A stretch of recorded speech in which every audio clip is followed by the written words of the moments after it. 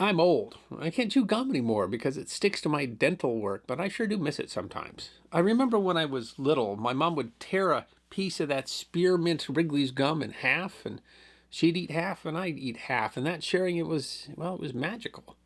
It was the sort of memory that sticks with you, so to speak. And when I got older, I just straight up steal juicy fruit right out of her purse. But gum is it's a small thing, but it's enjoyed by millions of people, and sometimes small things have big meaning.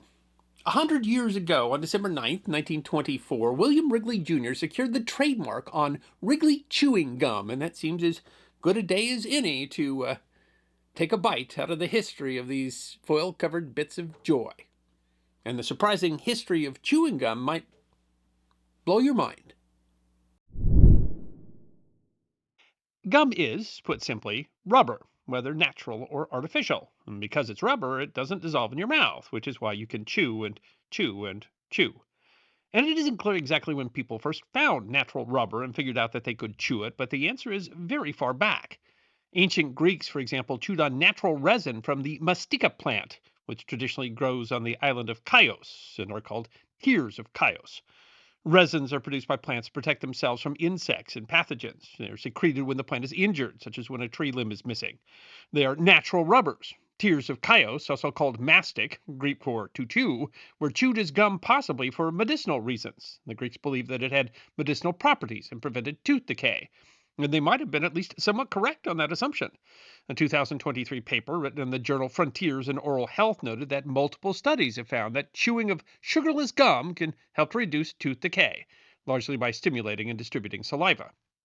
The website Chewing Gum Facts writes that the flavor of mastic tree can be described as strong, slightly smoky, aromatic odor, and can be an acquired taste.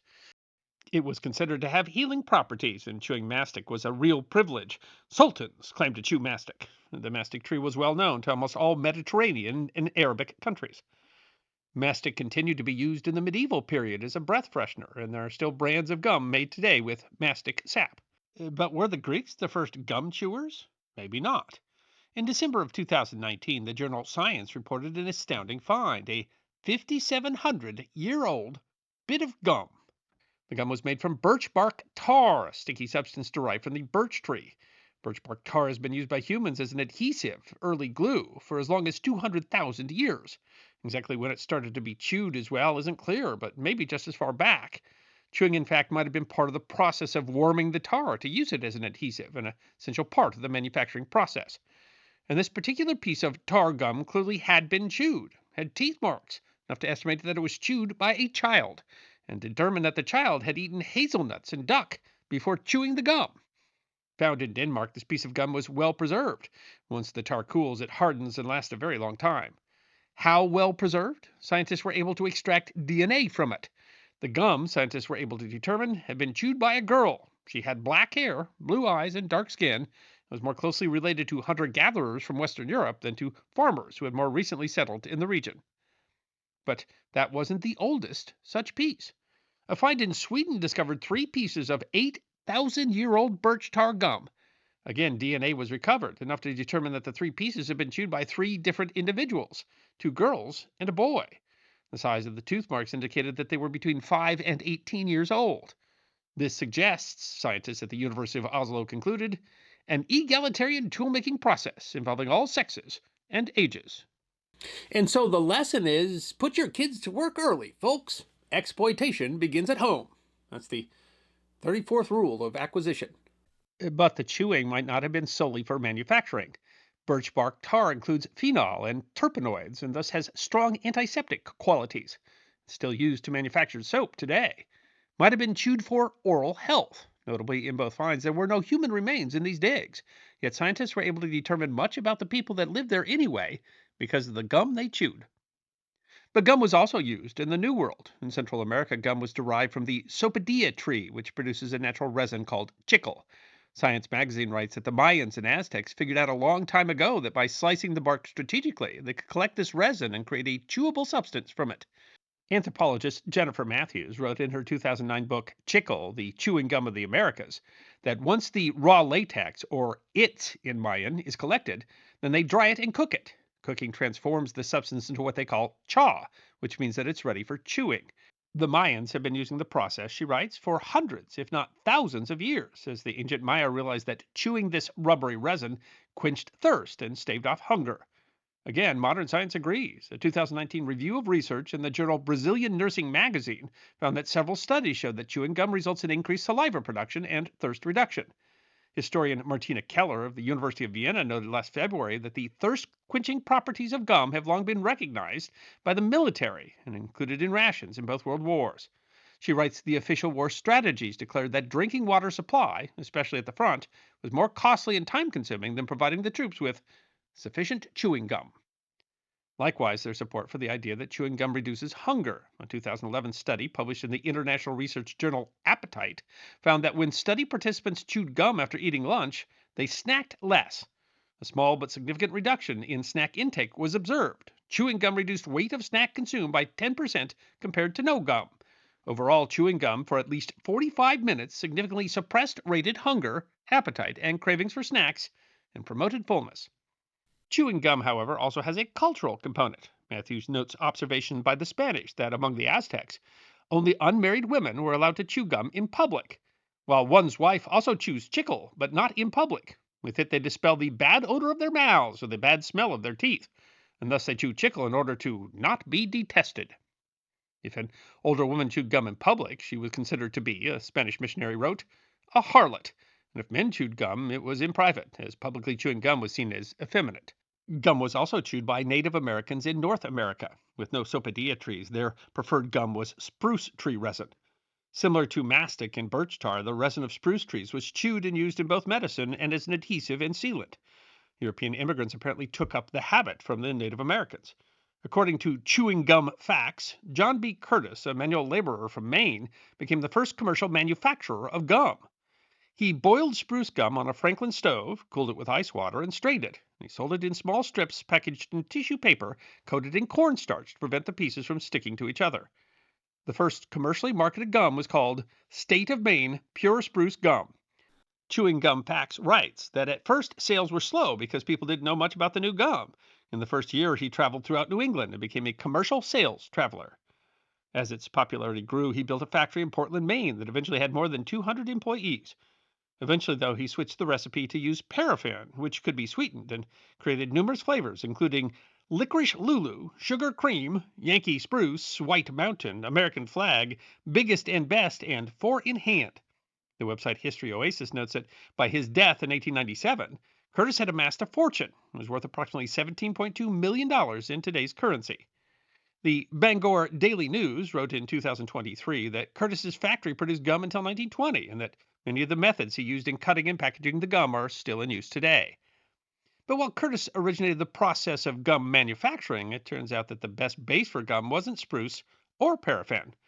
Curtis's company would eventually be outdone by a more popular kind of gum, but not a new one, instead a very old one. And that was brought to America because of the Alamo.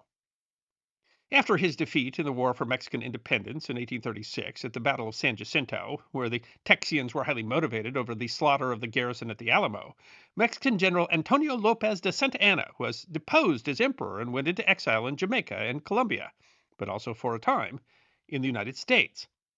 But he had a plan to finance his comeback. Chicle.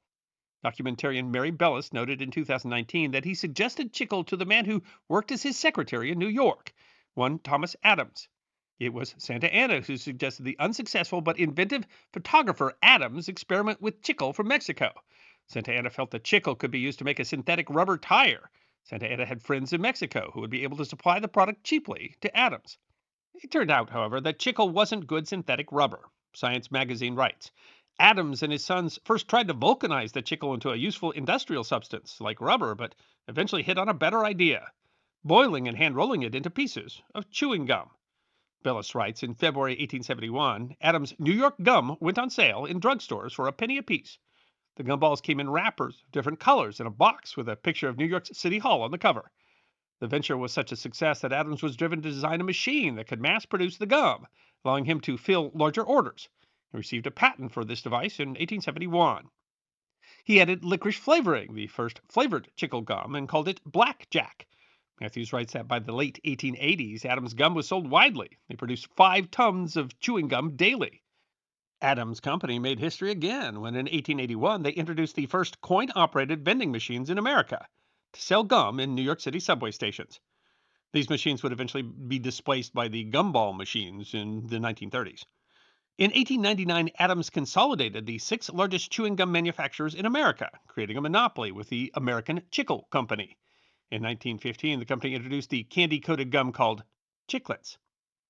Still, Professor Daniel Robinson of the University of Ontario noted in a 2009 edition of the journal Enterprise and Society, by most definitions, chewing gum was economically tangential in the early 20th century. The sector's investments in manufacturing and management were minimal. The gross national product did not hinge on chewing gum sales, whose value never rivaled that of railways, steel, automobiles, or even canned vegetables. For the market to really grow, it took a really good marketer, William Wrigley, Jr. Journalist Aaron Blackmore described Wrigley as a soap salesman and a kind of child prodigy of consumerism. He sold soap made by his father's company, but moved into other products. Gum came to him via baking powder. Blackmore writes Wrigley originally turned to chewing gum as a way to bring attention to his premium baking powder, which began to surpass his own soap sales in the early 1890s. He included gum along with the baking powder as a kind of cheap, compact, compelling premium.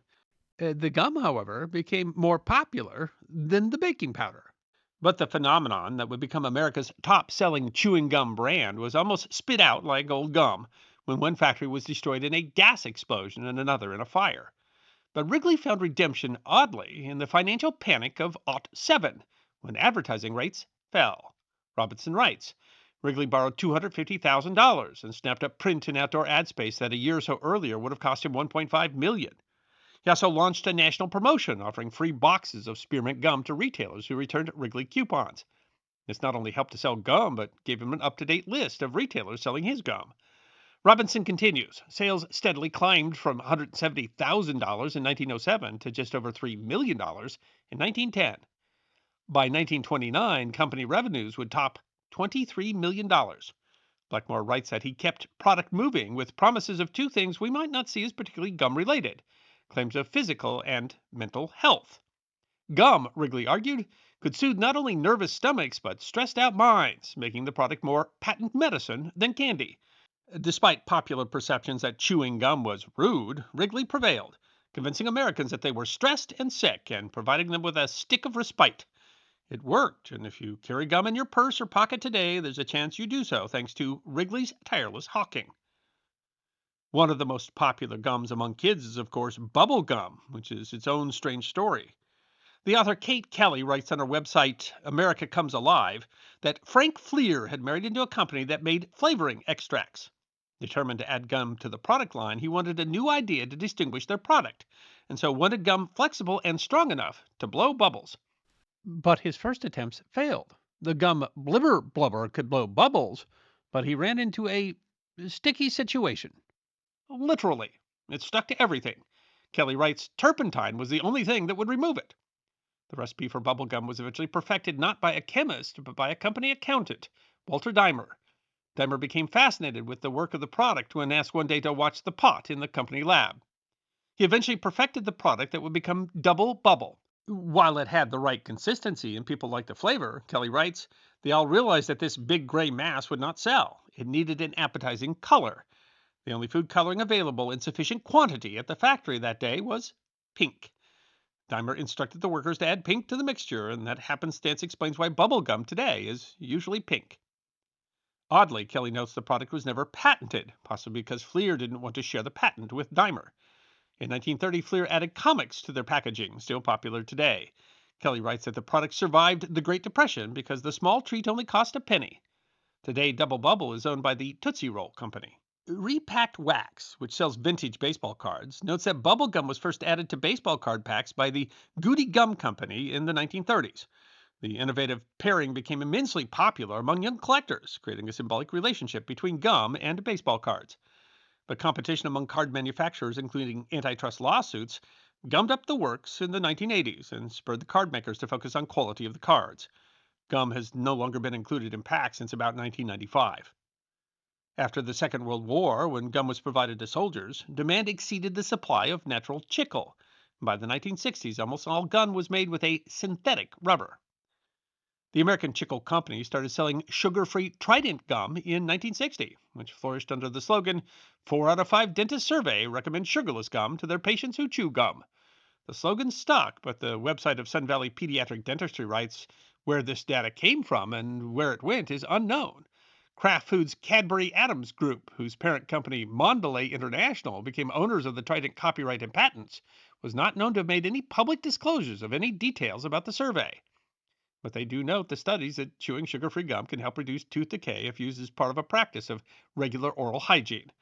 Wrigley started marketing their extra sugar-free brand in 1984. And while doctors do recommend that you spit gum into a trash receptacle when you are finished with it, according to the Mayo Clinic, if you swallow gum, it's not going to stay in your stomach for 7 years like you might have been told. You can't digest it, sure, but they say it will most likely simply pass right through you. And it's unlikely to harm you unless you swallow an exceptionally large amount. Gum has gone from being a bad habit to being a big habit. The website Statista estimates that the worldwide gum market will be some $49 billion in 2025, although they note that North America is only the third largest gum market behind Europe and Asia.